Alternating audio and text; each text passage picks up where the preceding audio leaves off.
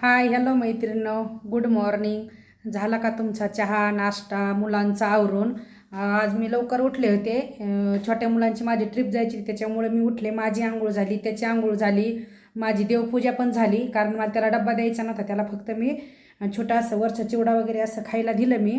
आणि टाईम होता मग मी माझी आंघोळ वगैरे सगळं करून घेतलं. थोडी लवकर उठल्यामुळं टाईम दिसला मग केलं. शक्यतो मी सकाळी आंघोळ करून देवपूजा करूनच म्हणजे स्वयंपाकला त्याला आवरत असते. जरा फ्रेश पण वाटतं.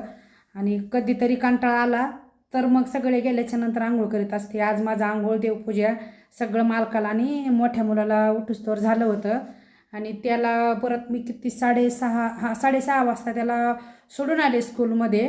त्यांनी बोलवलं होतं 6:45 वाजेपर्यंत तिथं मुलं आणून सोडा. मी 6:30 वाजता त्याला सोडून आले. त्याला सोडून आणल्याच्या नंतर मी त्याला सोडायला जायच्या अगोदर काय केलं तर मी पीठ मळलं आणि हरभरे शिजून ठेवले कुकरला. मग मला त्याला सोडून येऊस तर मोठ्या मुलाची आंघोळ झाली. त्याला सोडून आल्याच्या नंतर मी परत मोठ्या मुलाला बस स्टँडवर सोडायला गेले. तो कॉलेजला जातो.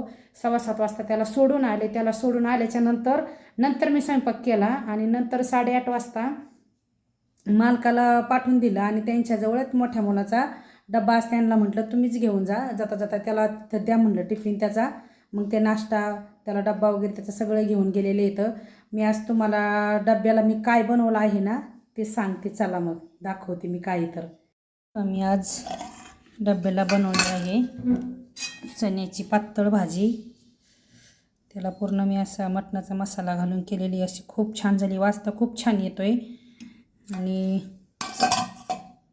बनवला आहे मी पांढरा भात. कारण पातळ भाजी असल्यामुळं पांढरा भात केलेला आहे. सगळ्यांना आवडतं त्या भाजीसोबत. आणि ह्याच्यात केलेल्या आहेत पोळ्या. आणि मी नाश्त्याला केला होता आज मोठ्या मुलाला केला होता शिरा. तो म्हटला आहे मला शिरा न्यायचा आहे. मग मी त्याला नाश्त्याला शिरा केला.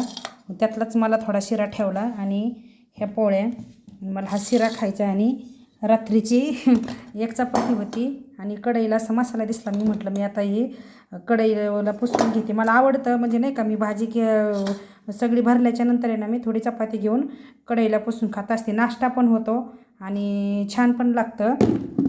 त्यामुळं मी असं करून घेत असते. चला मैत्रिणींनो, आता मी नाश्ता करून घेते. आणि माझं अजून धुणं भांडी राहिलेलं आहे. मी ते धुणं भांडी करून घेते.